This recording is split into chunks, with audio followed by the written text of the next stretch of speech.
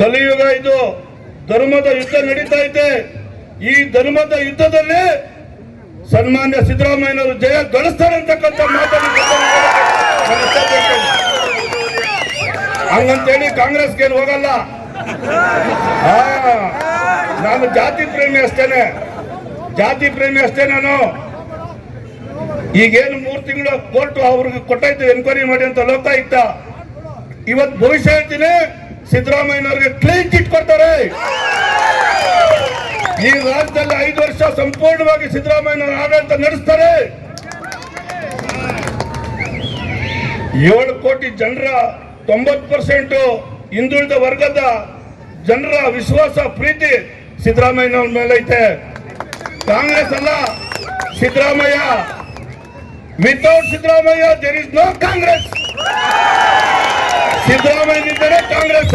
ಏನ್ ರಾಜಪ್ಪ ಕರೆಕ್ಟಾ?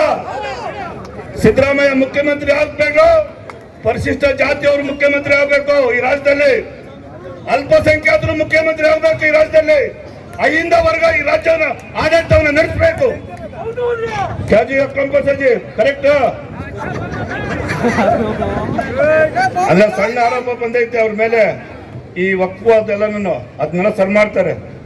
ಕಾನೂನು ಪ್ರಕಾರ ಇರೋದಾಗ್ಲಿ, ಕಾನೂನು ಪ್ರಕಾರ ಇದ್ದರೋದು ಮಾಡ್ಲಿ.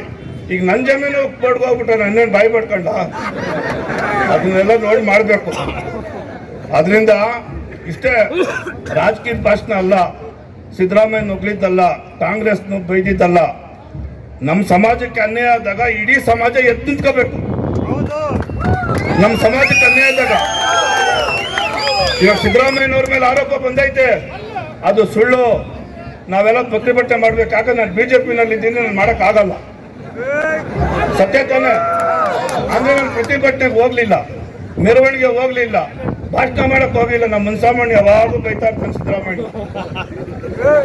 ಮಲ್ಲೇಶ್ ಬಾಬು ಕರೆಕ್ಟು, ಬಾಯಿ ತೆಗಿಯಲ್ಲ.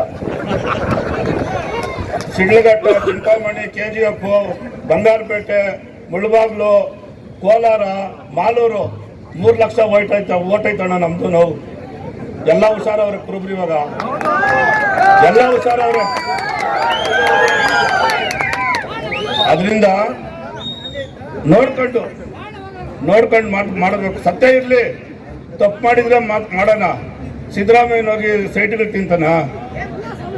ಇವತ್ತು ಮನೆಗೆ ರೇಷನ್ ಯಾರೋ ತಂದಾಕ್ಬೇಕು, ಬೈರ್ತಿ ಸುರೇಶ್ ಅಂತ ದುಡ್ಡಿರೋರು ಅಲ್ಲ. ಸತ್ಯ ಇದು. ಸ್ವಂತ ಮನೆ ಇಲ್ಲ, ಅವ್ರ ಜೊತೆನ ಕೊಟ್ಟರು ಹಣ್ಣು ತಗೊಂಬಂದ್ರು. ಇವತ್ತು ಕೂಡ ನಿಕ್ಕರ್ ಹಾಕೊಂಡವ್ರೆ. ಸಿದ್ದರಾಮಯ್ಯ ದುಡ್ಡಿನಾಗಿದ್ರೆ ಇಷ್ಟೊಂದು ಆಸ್ತಿ ಮಾಡ್ಬೋದಾಗಿತ್ತಾನೆ. ಅಂತದ್ದು ಇವ್ರಿಗೇನು ಸಿಕ್ಕಿಲ್ಲ ಅಂತೇಳಿ ಸಿದ್ದರಾಮಯ್ಯನ ಮೇಲೆ ಆರೋಪ, ಅವ್ರ ಹೆಂಡತಿ ಮೇಲೆ ಆರೋಪ. ನನ್ನ ಮನಸ್ಸಿಗೆ ನೊಂದು ನಾನು ಈ ಮಾತು ಇವತ್ತು ಹೇಳ್ತಾ ಇದ್ದೀನಿ. ಹಾಗಾಗಿ ನೀವೆಲ್ಲ ಕೂಡ ಎಚ್ಚೆತ್ಕೋಬೇಕು. ಮುಂದಿನ ದಿನಗಳಲ್ಲಿ ಜಿಲ್ಲಾ ಪಂಚಾಯತಿ, ತಾಲೂಕ್ ಪಂಚಾಯತಿ ಚುನಾವಣೆಗಳು ಬರ್ತವೆ. ಹಾಗಾಗಿ ತಾವೆಲ್ಲ ಹೋರಾಟಕ್ಕೆ ಕಡಿಯಾಗಬೇಕು ಅಂತ ಹೇಳ್ತಾ